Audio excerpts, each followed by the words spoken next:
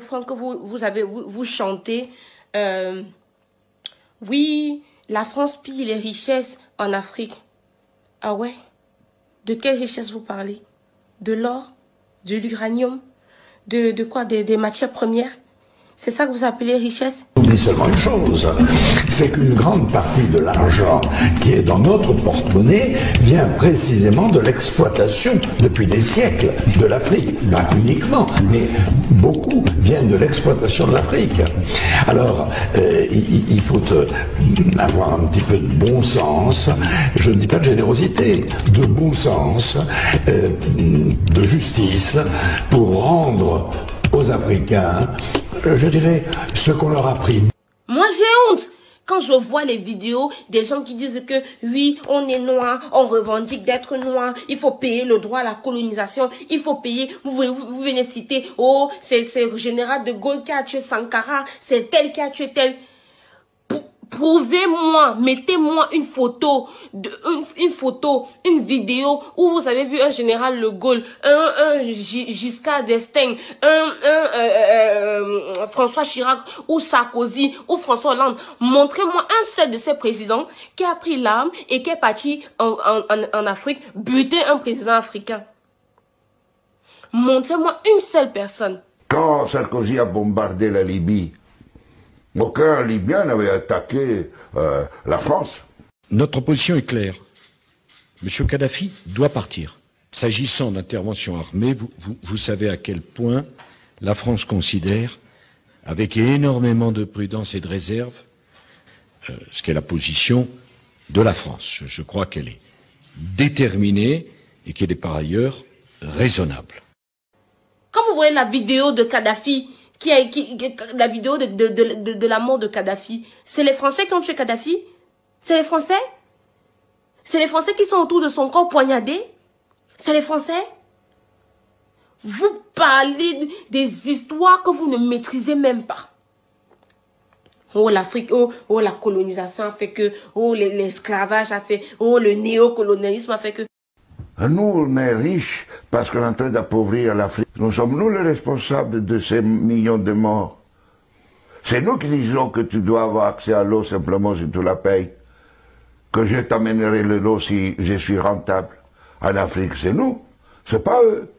Eux, ils étaient capables de le faire en communauté. Et donc, à l'heure actuelle, il faut se dire que les guerres qu'on est en train de faire, c'est quoi? Vous venez scander, vous venez déranger les gens, vous venez perturber la tranquillité des gens, à nous raconter des sottises, des salades, du genre, oh, l'Afrique a fait que... Vous aimez trop l'Afrique?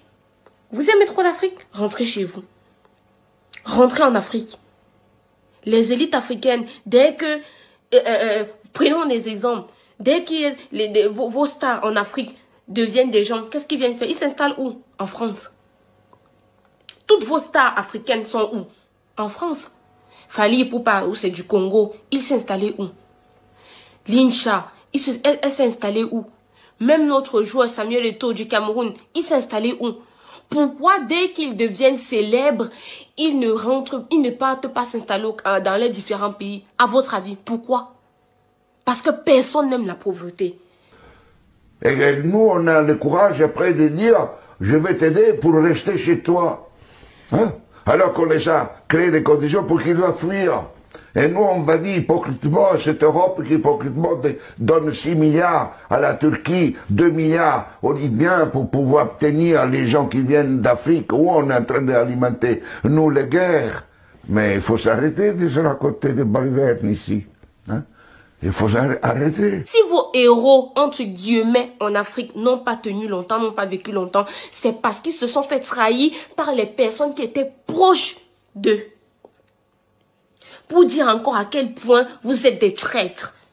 Vous ne supportez pas le succès des uns et des autres. Entre vous-même, les Africains, vous ne vous aimez pas. Entre vous-même, vous vous mettez les poings, les bâtons dans les roues. Quand je dis vous, c'est parce que je ne m'identifie pas à vous, vous en particulier. Je ne m'identifie pas à vous. Je suis africaine, mais je ne m'identifie pas à vous. Je ne m'identifie pas à vous. Comment qualifieriez-vous un noir diplômé, licencié ou docteur d'une université? Je vais vous le dire, on dit X est un sale nègre. C'est comme ça que les blancs qualifieraient un nègre. Il faut comprendre cette façon de penser. Et si vous voulez comprendre ces hommes-là, il faut connaître l'histoire. Il y avait deux types d'esclaves. Ceux des champs et ceux de la maison. Le noir d'intérieur vivait au foyer, près de son maître, dans la maison, ou bien à la cave, ou bien au grenier. Il était bien vêtu et le maître lui laissait les restes de sa table. Et il révérait le maître. Je crois qu'il aimait son maître plus que le maître s'aimait lui-même. Quand le maître disait « nous avons une jolie maison », il disait « oh patron, nous avons une jolie maison ». Si la maison du maître brûlait, le noir d'intérieur se précipitait pour éteindre le feu. Quand le maître était malade, il disait « qu'est-ce qui se passe? Nous sommes malades. » Nous, vous voyez, c'était la façon de penser du noir d'intérieur. Les affaires africaines de la France sont au cœur de tous les scandales politico-financiers de ce début de millénaire. En Afrique, tout nous intéresse et tout nous rapporte. Le pétrole, l'uranium, le diamant jusqu'au pari mutuel.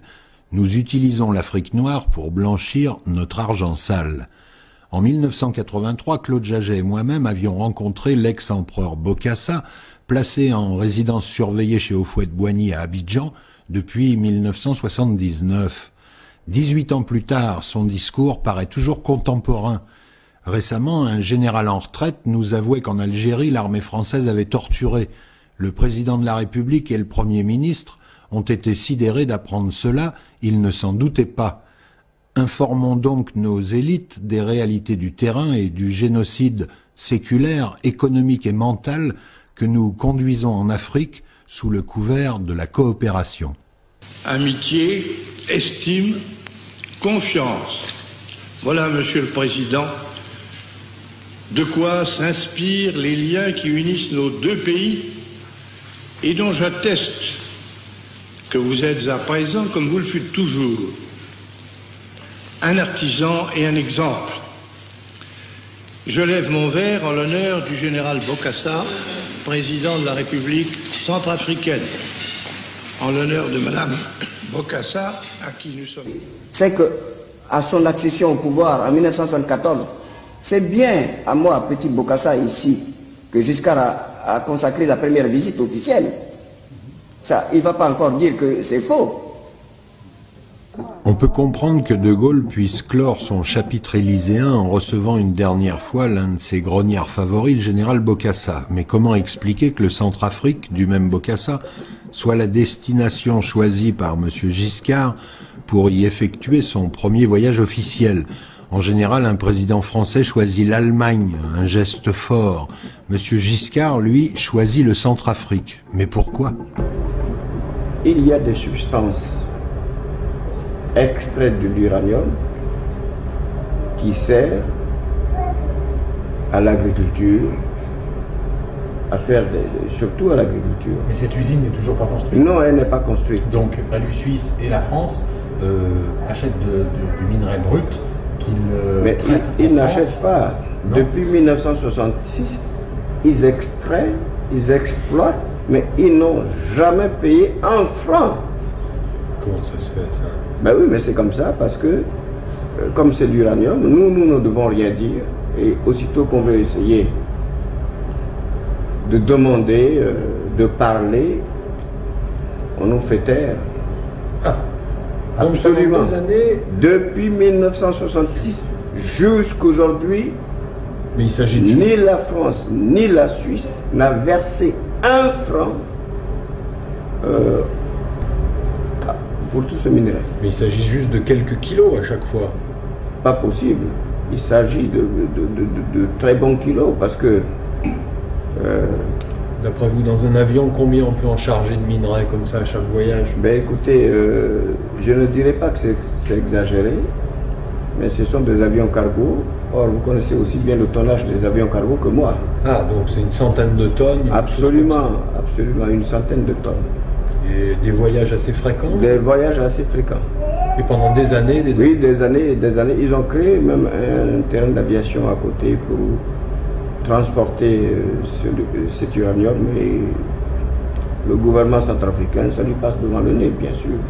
Mais on vous donnait les résultats de ces recherches sur le minerai? On ne donnait pas. C'est resté tout à fait un domaine secret.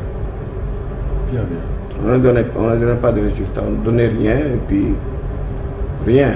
Alors rien.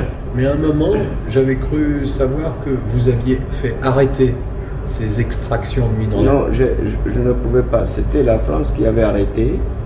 C'est la raison pour laquelle j'ai été demandé à la Suisse de reprendre. Et quand la Suisse a repris, la France est revenue aussi. Cette société à l'U-Suisse, Valéry Giscard d'Estaing ou la famille de Valéry Giscard d'Estaing aurait des intérêts. Absolument, ça c'est fatal. Je peux vous dire que ce qui se fait contre mon pays est une honte. On exploite mon pays et on l'interdit de revendiquer ses droits. On lui dit qu'il est enclavé, il n'a pas de débouché sur mer, il n'a aucune chance, il doit se taire.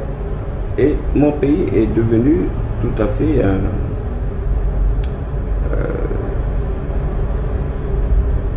une terre où on vient exploiter, on exploite l'uranium, on exploite aussi le diamant. Pour le moment, ce sont deux minerais qui sont exploités. Nous avons cependant un important gisement de fer qui se situe à 75 km de la ville de Bangui. Nous avons fait des dossiers. Nous avons demandé à la France de nous aider à extraire ce fer qui a une très forte teneur en minerais. Par exemple, 75% de fer. Et la France n'a jamais accepté, la France n'a jamais rien. Et ce sont des cas où lorsque un chef d'État centrafricain cherche, fait des démarches, trouve des pays qui acceptent de l'aider pour extraire le minerai, en ce moment-là, la France intervient pour empêcher, parce que la France considère le Centrafrique comme une propriété presque privée. Mais l'influence française est tellement grande qu'elle le montre clairement à des États étrangers à Centrafrique, que c'est elle, la France, qui est propriétaire de terres, que le Centrafrique lui appartient, c'est sa propriété. L'indépendance dont on proclame partout ça et là, ce n'est que des jeux de mots, c'est tout, mais en réalité, le Centrafrique reste encore un petit peu une terre protégée. Le président de l'U-Suisse s'appelle Mayer, Monsieur Mayer, c'est un Suisse. Il y a un fondé de pouvoir qui s'appelle Chevalier, Monsieur Chevalier.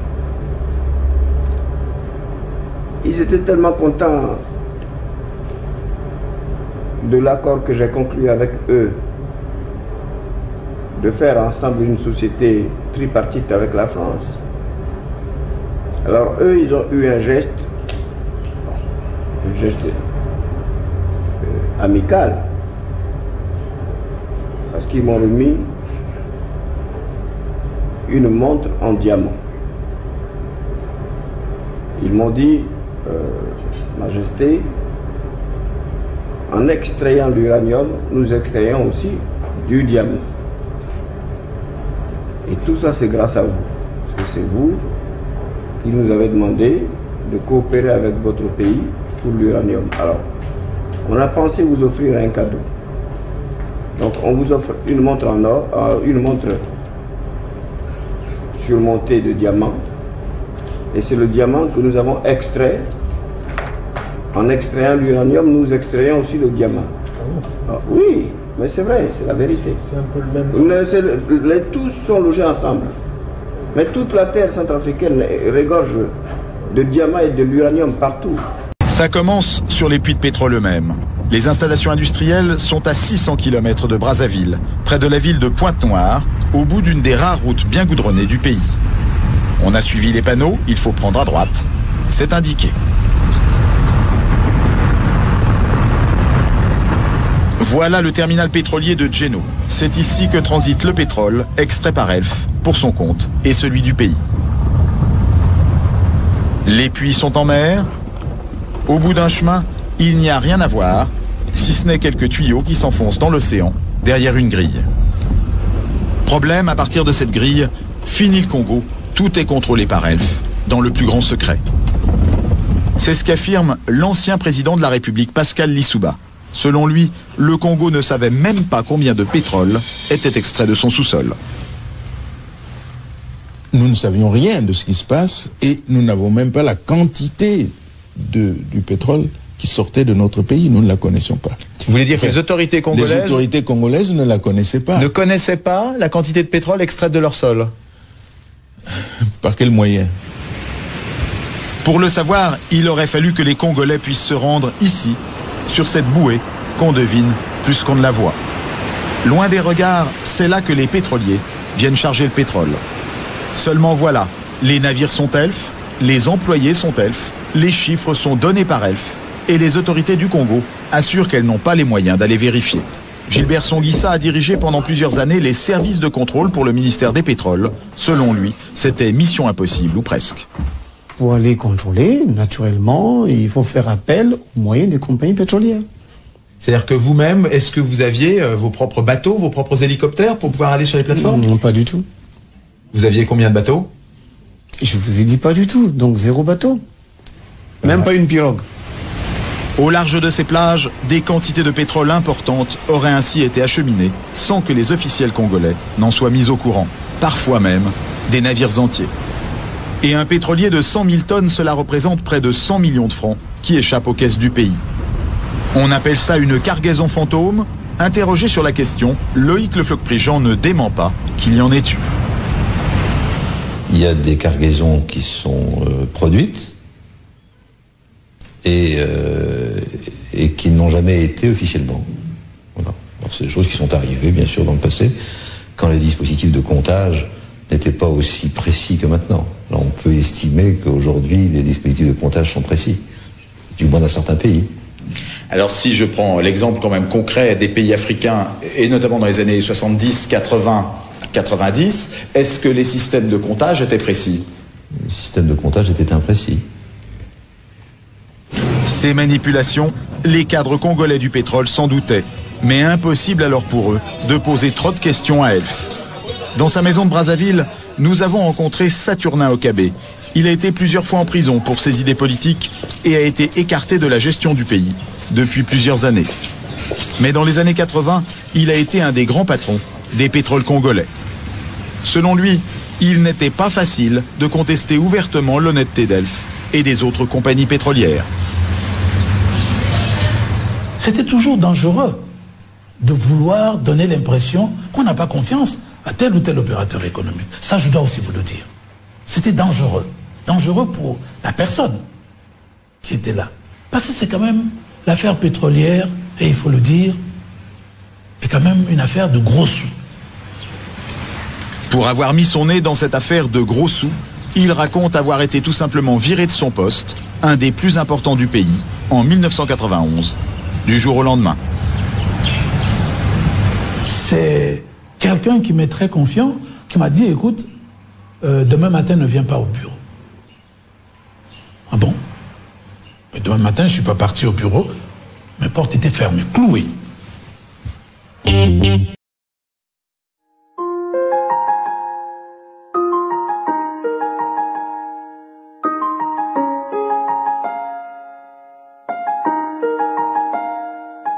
On se dit africain et fier des lettres.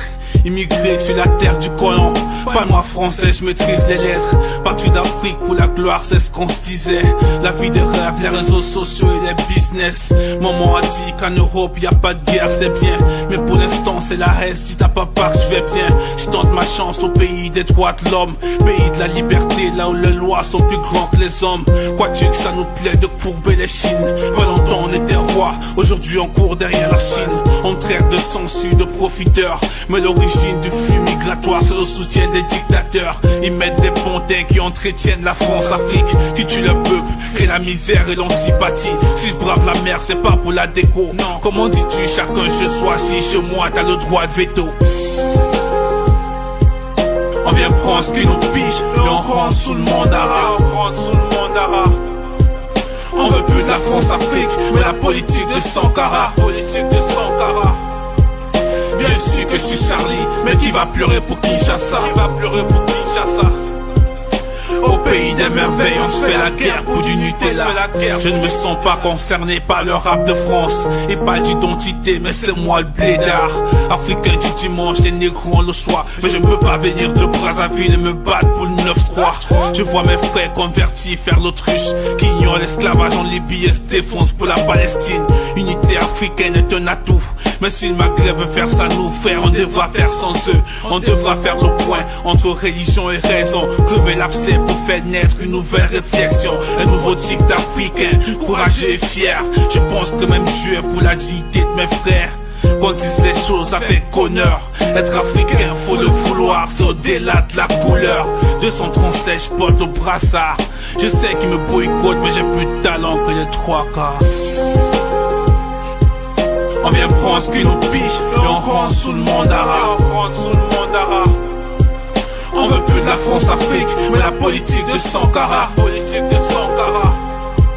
Bien sûr que je suis Charlie, mais qui va pleurer pour Kinshasa? Au pays des merveilles, on se fait la guerre pour du Nutella. Les masses populaires en Europe ne sont pas opposées aux masses populaires en Afrique. Mais ceux qui veulent exploiter l'Afrique, ce sont les mêmes qui exploitent l'Europe. Nous avons un ennemi commun.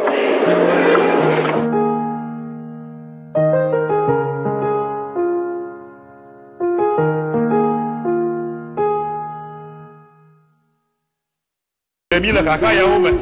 Miaga le kuku demna hoba na demila le français yo boba tetera yima. On le miatem de to. Nous y to ale bebere no nous y miato. Nous sommes en train de servir les intérêts de la France pendant que le Togolais meurt de faim. Le Togolais souffre. Il ne peut même pas aller à l'hôpital quand il est malade. Soit l'hôpital n'est pas là, ou soit il n'a pas de moyens. Nous sommes dans la misère. Ce que le Français ne peut pas vivre, c'est ce qu'on force le Togolais à accepter, à vivre. Seigneur, c'est impossible. Nous te demandons de nous délivrer une fois encore de la domination française, comme tu l'as fait déjà une fois dans l'histoire de notre pays. Seigneur Jésus, nos parents, nos grands-parents, nos aïeux, ils t'ont prié et tu nous as libérés de la colonisation. Mais aujourd'hui, ce sont nos dirigeants, nos propres frères qui collaborent avec le colon. Seigneur, délivre le Togo de la colonisation. Délivre le Togo de la domination française. Nous voulons nous sentir libres, Seigneur Jésus. Et profiter de nos biens, profiter de nos richesses.